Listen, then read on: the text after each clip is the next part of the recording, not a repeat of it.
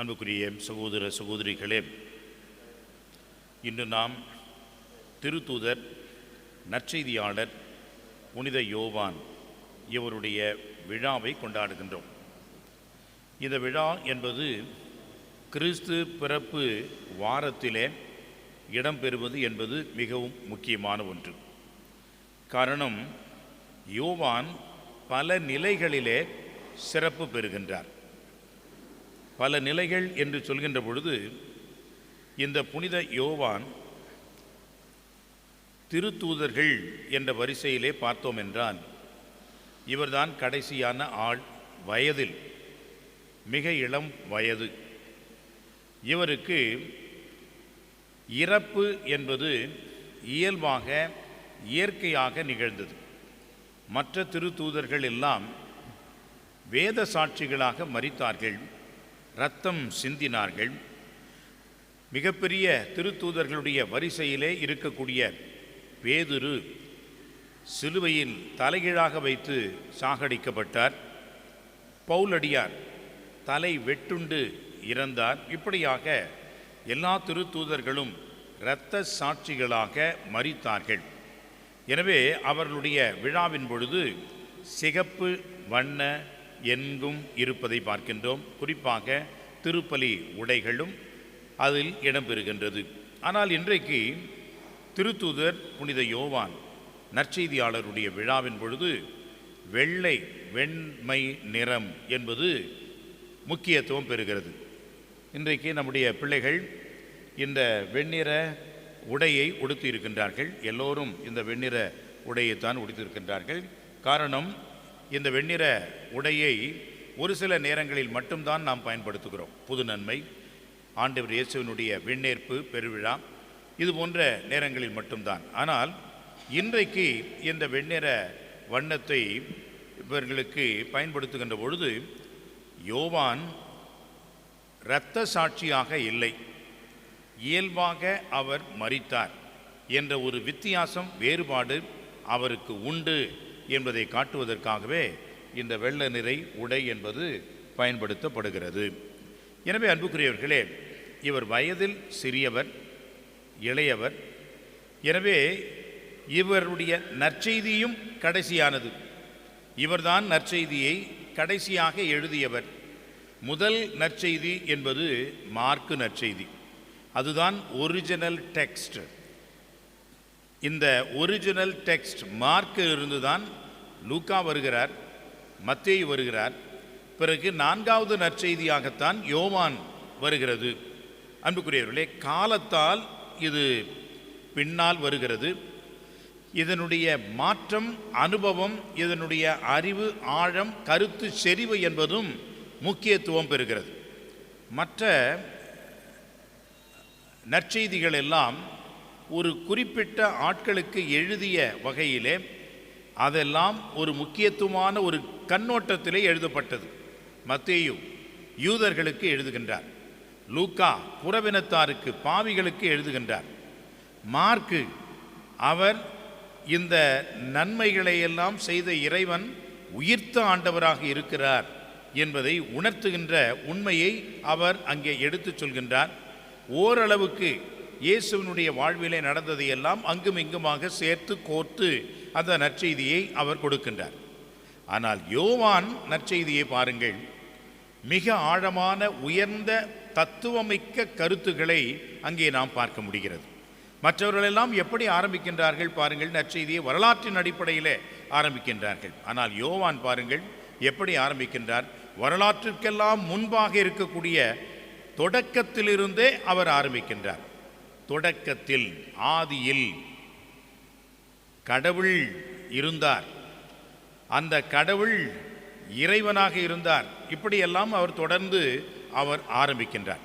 கிரேக்க மொழியிலே இதை லோகோஸ் என்று சொல்வார்கள். ஆக தத்துவத்தின் அடிப்படையிலேயும் அறிவின் ஆழ்ந்த தன்மையிலேயும் கிரேக்க தத்துவத்தினுடைய அதிகமான ஒரு பாதிப்பையும் அந்த நற்செய்தியிலே நாம் பார்க்கின்றோம். எனவே கருத்துக்கள் நிறைந்த செறிந்த ஒரு நற்செய்தியாக இது இருக்கிறது. கடைசி நற்செய்தி, காலத்தினால் இது இறுதியாக வந்த நற்செய்தி. என்பதும் நமக்கு தெரிகிறது. அன்புக்குரியவர்களே, ஒரே ஒரு செய்தியை மட்டும் நாம் இன்றைக்கு இந்த மறையுரையிலே புரிந்து கொள்ள வேண்டும். இங்கே என்ன குறிப்பிடப்படுகிறது என்று சொன்னால், இயேசுவினுடைய உயிர்ப்பு காட்சியை அங்கே பார்க்கின்றோம். இயேசு உயிர்த்து விட்டார். எனவே வெற்றுக்கல்லறை தான் இயேசுவினுடைய உயிர்ப்புக்கு ஒரே அடையாளம் உலகத்திற்கெல்லாம். எந்த ஒரு கல்லறையும் அடக்கம் செய்து வைத்த 3ஆம் நாளில் அது வெற்றுக்கல்லறையாக இருந்தது என்று கேள்விப்பட்டதே இல்லை. இந்த ஒரு கல்லறை மட்டும்தான் நடந்தது.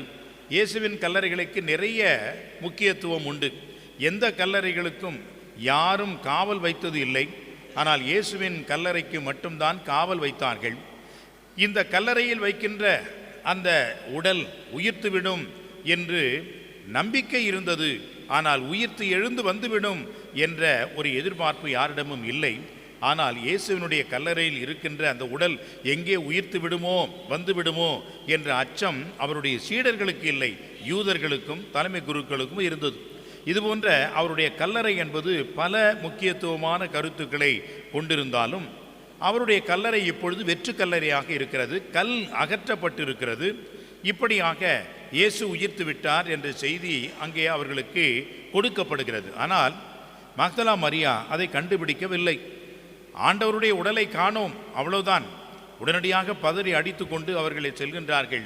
யாரிடம் செல்கின்றார்கள் பாருங்கள், சீமோன் பேதுருவிடமும். அதற்கு அடுத்து வருகின்ற வரிதான் மிக முக்கியமான ஒன்று.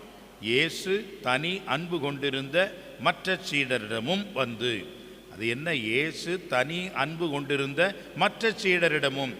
அப்போ இயேசு யோவானை மிக தனிப்பட்ட விதத்திலே சிறப்பாக அன்பு செய்தாரா? இருக்க முடியுமா? முடியாது. அப்படி இருந்தால் இயேசு கடவுளே இல்லை. காரணம், மனிதர்கள் நாம் ஒருவரை ஏற்றமாக அன்பு செய்யலாம், ஒருவரை இரக்கமாக அன்பு செய்யலாம், ஒருவரை அதிகமாக அன்பு செய்யலாம், ஒருவரை குறைத்து அன்பு செய்யலாம். ஆனால் கடவுள் அப்படி செய்ய முடியுமா? செய்யவும் கூடாது, செய்யவும் முடியாது. எனவே அவருடைய அன்பு என்பது எல்லாருக்கும் பொதுவானது, எல்லாருக்கும் உரியது. என்னை அதிகமாக அன்பு செய்கிறார், உன்னை குறைவாக அன்பு செய்கிறார் என்றெல்லாம் கிடையாது.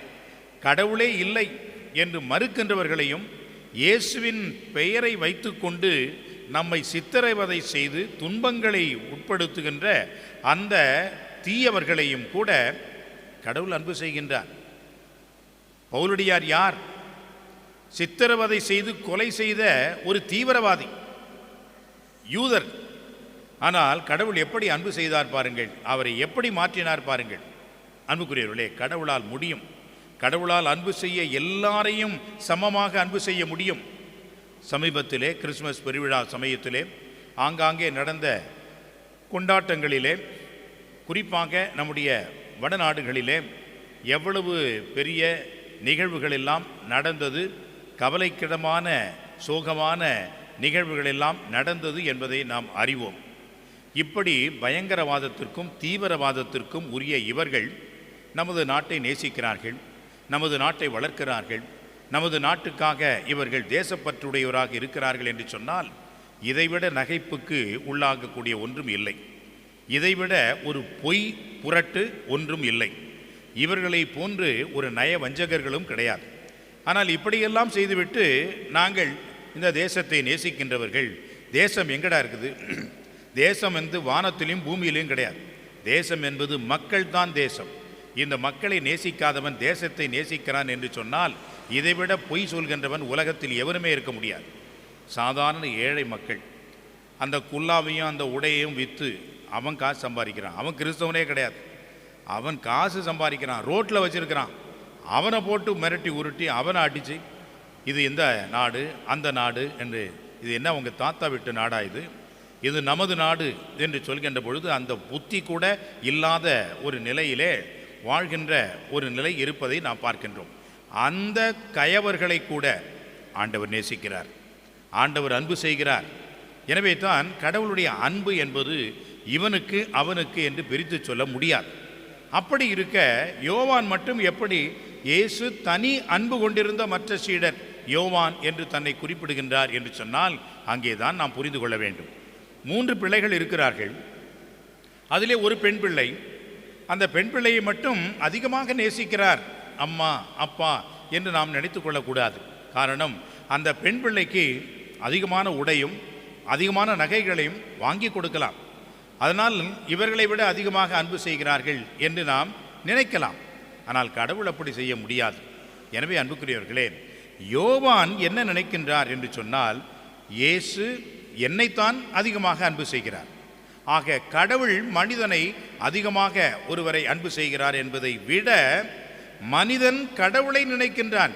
எனக்கு கடவுள் அதிகமாக அன்பை காட்டுகின்றார். நான் அடிக்கடி சொல்வேன், எனக்கு கடவுள் தனிப்பட்ட விதமான சிறப்பான சலுகைகளை கொடுக்கின்றார். எனக்கு எந்த ஒரு கஷ்டத்தையும் கவலையையும் எதையும் கொடுக்காமல் இறைவன் என்னை தொடர்ந்து இதுவரைக்கும் ஒரு பாரபட்சமாகவே எனக்கு எல்லா உதவிகளையும் அருளையும் பொழிகின்றார் என்று நினைத்து நன்றி சொல்வேன். அப்படி என்றால் எனக்கு மட்டும் தனியாக கொடுக்குறார் ஆண்டவர்? இல்லை, அது என்னுடைய அனுபவம். கடவுள் எல்லோருக்கும் எல்லாவற்றையும் கொடுக்கின்றார். ஆனால் நான் என்ன நினைக்கின்றேன் என்று சொன்னால், கடவுள் எனக்கு மட்டும்தான் இந்த அருளை கொடுக்கிறார், எனக்கு மட்டும்தான் இந்த மேலான ஆசிரை கொடுக்கின்றார் என்று நான் நினைக்கின்றேன். அதுபோன்றுதான் யோவான் தனி அன்பு கொண்டிருந்ததாக அவருடைய அனுபவம் சொல்லுகிறது. தனி ஒரு நபராக இயேசுவின் மேல் அவர் கொண்டிருந்த அன்பினால் இதை எழுதுகிறார். எனவே தான் அன்புக்குரியவர்களே, இயேசு அதிகமாக அன்பு செய்த சீடர் என்ற ஒரு அனுபவத்தை அவர் பெற்றதினால் இந்த நற்செய்தியை அவர் எழுதுகிறார். அன்புக்குரியவர்களே, ஒவ்வொருவரும் நாம் நினைக்க வேண்டும், கடவுள் என்னை தனிப்பட்ட விதமாக அன்பு செய்கிறார். அவரை அன்பு செய்வது போல என்னை அவர் அன்பு செய்யவில்லை, என்னை இன்னும் அதிகமாக அன்பு செய்கிறார் என்ற அந்த அன்பை நாம் அனுபவிக்க வேண்டும், உணர வேண்டும், நினைந்து இறைவனுக்கு நன்றி சொல்ல வேண்டும், இறைவனுடைய உறவிலே நாம் இருக்க வேண்டும் என்பதுதான் இன்றைக்கு இந்த யோவான் விழாவிலே இறைவன் நமக்கு கொடுக்கின்ற செய்தியாக எடுத்துக்கொள்வோம். தொடர்ந்து இந்த திருப்பலியிலே என்னை இறைவன் அன்பு செய்கிறார் என்ற தனிப்பட்ட விதத்திலே உணர்ந்தவர்களாக பங்கெடுத்து இறை அருளை பெற்றுக்கொள்வோம். ஆமென்.